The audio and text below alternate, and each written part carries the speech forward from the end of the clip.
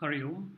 Today we will proceed with the Bhagavad Gita lessons for chapter 11 from verse number 24 onwards. So please keep in mind that what we are going through the verses now is Arjuna. He's describing the Vishwarupam or the universal form of the Lord. Earlier, when Krishna showed the universal form when Krishna showed the universal form to Arjuna, Arjuna first saw the wondrous form of that Lord, the universal form of the Lord. But because Lord is also the creator, Lord is at the same time the destroyer, now Arjuna starts to see the destructive nature of the Vishwarupam. And Arjuna is now describing that very destructive nature that is bringing him fear and anxiety. So we will carry on now with verse number 24 with Arjuna's description of this destructive nature or the destructive part of this Vishwarupa. So Arjuna describes it by saying, "Your destructive nature, O Lord, is all-pervading." So he says, your form is sprasham. Sprasham means it is touching. So vast is this form of yours that it is touching the Nabaha. Nabaha means the sky. So it means that the destructive nature of this Vishwarupam is that it is everywhere, because while there is creation in the entire universe, at the same time there is also destruction going on in every part and parcel of the universe. So nothing or no one can escape their destruction when the time for the destruction comes. So that's why he says, I see your form as touching the sky. And we know the sky is endless, it is huge, it is vast. And then he goes on to describe this destructive form of the Vishwarupam. He says, you are Deeptam, you are blazing. There is so much of effulgence. Why? Because all the totality of everything that shines in this universe, the moon, the stars, the sun, the fire, whatever that shines in the universe, the source of this effulgence is the Lord himself. So he says, you are the total effulgence of this universe. You are Deeptam, you are blazing. And Aneka Varnam, you are of Aneka means various, Varna means colors. So wherever we see the burst of colors in this creation, the Lord's existence is there. So basically what he's saying, your form is infinite, it is everywhere, and it is blazing, it has great effulgence. And then Arjuna describes a specific part of the Lord which depicts this destructive nature. So he says, although the Lord is infinite, meaning wherever we see glory, victory, beauty, all this indicates the presence of the Lord. However, at the same time, the Lord being infinite means wherever we see destruction, defeat, loss, it also indicates the presence of the infinite Lord.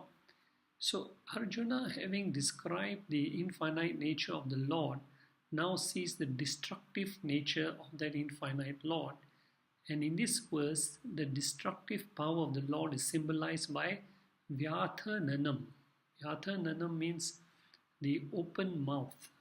So the destructive form is described as the Lord's mouth, which is open, universal form of the Lord. And what about this, so he describes the open mouth, which is destroying everything. And then he says, also there is another aspect, which is the destructive nature of the Lord, and that is manifested by Deepta, fiery, Vishala, large, Nedram, eyes. The eyes which are large and full of fire, full of the fire of destruction. So not only is the mouth involved in this destruction, but it is the eyes of the Lord fiery eyes of the Lord, which also have the power and the capacity to destroy. So Arjuna says, "O Lord, Drishtva, seeing this destructive form of yours, Tvam, Drishtva Tvam, seeing this destructive form of yours," what is Arjuna's emotional feeling? He says, Antaratma, my mind. Here the word Antaratma refers to the mind. Arjuna says to the Lord, my mind is pravyatitam. It is extremely distressed. I cannot comprehend the nature and the extent of destruction that is going on continuously at every second of the time. So as a result of Arjuna's extremely distressed mind, Arjuna says, I have lost my dhritim, I have lost my steadiness. I am unable to look upon all this vast destruction going around everywhere. Wherever I look, I see destruction. So my limbs are feeling weak, which is an outward expression of a distressed mind. And Arjuna declares to the Lord, Na vindami, I do not find samam, any calmness. I'm looking at your universal form, but the destructive nature is troubling my mind and I cannot bring my mind to be calm. So Lord here in this verse, very importantly here, Arjuna addresses the Lord as Vishnu. So the word Vishnu, the root word of Vishnu is Vish, which means to enter, to pervade. So the word Vishnu means the all-pervading one.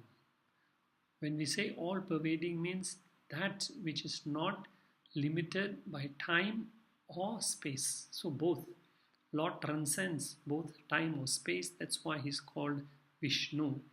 And Arjuna has described this Vishnu as the very form of the sky. The whole sky is you, O Lord. So he addresses the Lord here as Vishnu.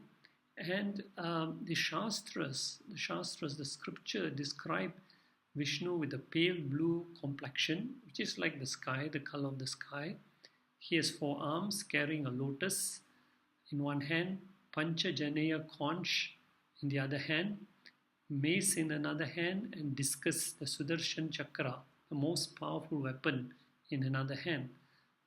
This is the universal form of Lord that Arjuna is seeing, and he thus addresses the Lord as Vishnu. In the Chandogya Upanishads, there is a beautiful segment in which the teacher wants to teach the student how to understand this unmanifest Brahman, which is everywhere. It's unmanifest, we can't see the most supreme nature of the Lord, but at the same time, he is described as all-pervading. So the teacher's name in this Chandogya Upanishads is Udalaka. And the student is no other than his own son, Swataketu. So he tells the student, take some water, put a pinch of salt and dissolve it in the water and bring it to me. So the student does that.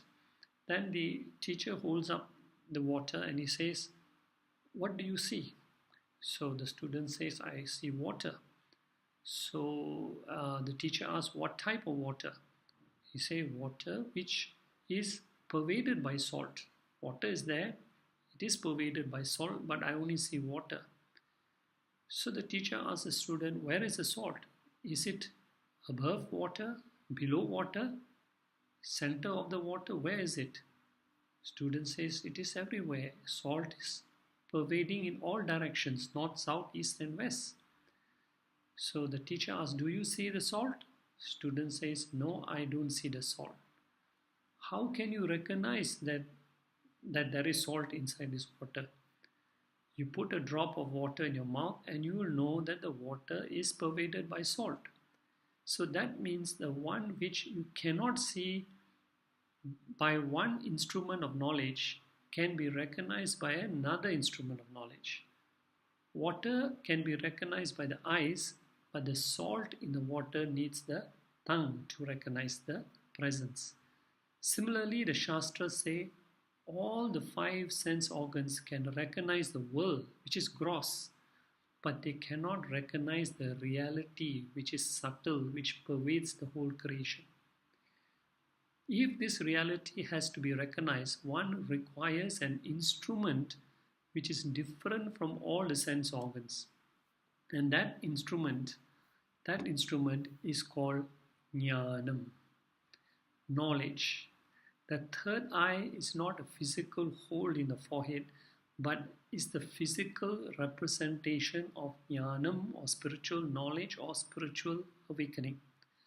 So the first two eyes represent aparavidya, or the lower gross knowledge, while the third eye represents paravidya, or spiritual knowledge.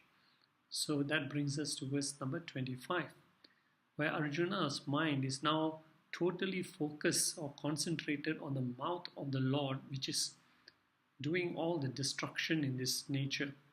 So Arjuna says to the Lord, Te mukhani, te, your mukhani, your mouth is karalani. It is frightening.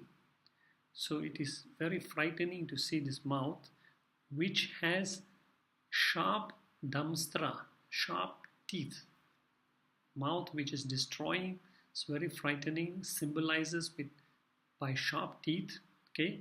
And basically, sharp teeth, when they bite into anything, they cause a lot of pain. So as we know, destruction, when it comes, it causes a lot of pain and sorrow. And of course, in the battlefield, where so many soldiers are being killed, Arjuna, seeing this destructive nature of the Lord, actively doing its job. So he says, all these warriors are also being crushed by your teeth. He will describe this later. And Arjuna is now comparing the mouth of the Lord to the word used here, kala anala. Anala means fire, kala means dissolution or time. So fire of dissolution. Now, according to the scriptures, when the whole creation is gradually dissolved, the five elements which are used for creation, they come in that order. When they descend, when the creation comes, the creation starts with space, then evolves into air, into fire, into water, into earth. That's when creation comes. When dissolution comes, it goes in the opposite direction. That is, earth dissolves into water, water dissolves into fire, fire dissolves into air, air dissolves into space, and then everything is consumed. So when it comes to fire, that's when everything is totally destroyed. So that dissolution goes in the reverse order. So this fire of destruction is called pralaya kala agni, which absorbs everything, including all the 14 lokas. And Arjuna says, this is what I see the mouth doing. Fire is coming out from the mouth and it is destroying everything in its way. Now, where is this destruction happening? It is happening, it is all pervading, it's happening in every direction. So Arjuna says, wherever I look, in whichever direction, diso na jani, I do not know in which direction, because wherever I turn, destruction is taking place. So I do not know where is the beginning, where is the middle, where is the end, because everywhere destruction is going on. And as a result of seeing this totality of destruction, Arjuna says, I am troubled. I do not find na labhe cha sharma.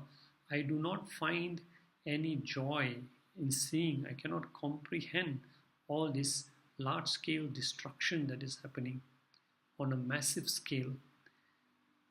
So what does Arjuna do? He says, Devesha, O Lord, O abode of the universe, please be prashida, please be gracious to me. Please, help me, calm my mind. So Devesha, prashida, and you are Jagannivasha, you are the very abode of the universe.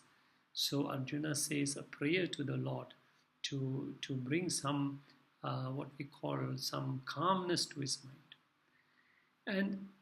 So now we go on to verse number 26, and this is the irony of life. What our mind tries to avoid thinking about, the mind keeps on thinking about the same thing. So Arjuna's mind keeps on going back to that destructive nature of the Lord. So, and of course, Arjuna standing here right in the middle of the battlefield. What is the most frequent thing that is happening? Soldiers are continuously dying. There are millions of soldiers who died in this Mahabharata war. So Arjuna is constantly seeing this destruction, and on top of that, he sees it is the Lord's mouth which is constantly destroying, which is carrying out all this destruction. So who are the ones who are being destroyed? Arjuna says, Sarve. Sarve means all. Okay. Who are the all? Dhritarashtra Putra, the sons of Dhritarashtra. So that means the Kauravas, I see them all of them, they are entering into your mouth. They are being destroyed by you. They are meeting their death. And although many of these people were killed by Arjuna, but here it is very symbolic because Arjuna is seeing actually it is the Lord that is doing the destruction. So, in fact, all the 100 sons of Dhritarashtra, except Yuyutsu, Dhritarashtra had 100 sons. All his sons were destroyed in the battle, except Yuyutsu was not killed. Because it is said that Yuyutsu was born out of a liaison between Dhritarashtra and a Vaishya woman called Sughada. So Yuyutsu actually abandoned the Kauravas and he took the side of the Pandavas because he was against what Duryodhana was doing. So what is happening to all these sons of Dhritarashtra? Arjuna describes Vaktrani Vishanti. They are Vishanti means they are entering your Vaktrani, they are entering your mouth, meaning they are all heading for destruction. And not only the sons of Dhritarashtra, but he says Saha Eva, together with, I see, together with the sons of Dhritarashtra, Sangha, multitudes of Avanipala. The word Avanipala here means rulers of the earth or kings, because many kings from different kingdoms came to support the Kauravas in their fight against the Pandavas, and these kings were also all eventually destroyed. And Arjuna says, I'm seeing, along with the sons of Dhritarashtra, all these kings who came to support him are also being destroyed. Okay, and not only actually the kings who came to support the Kauravas were destroyed, even the kings who came to support the Pandavas were also destroyed. Because if you recall, at the end of the 18-day Mahabharata battle, there were only 7 members from the Pandava side and 3 members from the Kaurava side who survived this disastrous war. So there was mass destruction happening in this battlefield where millions of soldiers were dying day by day. Multitudes were being killed. And now Arjuna specifically describes who he sees is being destroyed. Bhishma and Drona. Because these are the two very people who Arjuna loved the most, who Arjuna respected the most. Bhishma Pita and Dronacharya. Bhishma Pita is the Grand Shaya and Drona is Arjuna's guru. And he couldn't bear the thought of them dying in this battle, yet he saw their destruction in this Vishwarupa. So then he also sees Tatha, also Sutaputra. Sutaputra means son of Suta, who is no other than Karna, whom Arjuna hated the most.